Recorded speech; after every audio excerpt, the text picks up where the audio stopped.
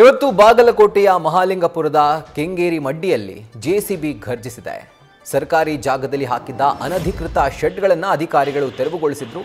ಹಲವು ವರ್ಷಗಳಿಂದ ಹಾಕಲಾಗಿದ್ದ ತಗಡಿನ ಶೆಡ್ಗಳನ್ನು ತೆರವು ಮಾಡೋಕೆ ಪುರಸಭೆ ಮೌಖಿಕವಾಗಿ ಸೂಚನೆ ಕೊಟ್ಟಿತ್ತು. ಹೀಗಾಗಿ ಪೊಲೀಸರ ಬಂದೋಬಸ್ತ್ನಲ್ಲಿ ಅಧಿಕಾರಿಗಳು ಶೆಡ್ಗಳನ್ನು ತೆರವು ಮಾಡಿದ್ದು, ಶೆಡ್ ತೆರವುಗೊಳಿಸ್ತಾ ಇದ್ದಂತೆ ಆ ಶೆಡ್ನಲ್ಲಿ ವಾಸವಿದ್ದಂಥ ಮಹಿಳೆಯರು ಕಣ್ಣೀರು ಹಾಕಿದ್ದಾರೆ.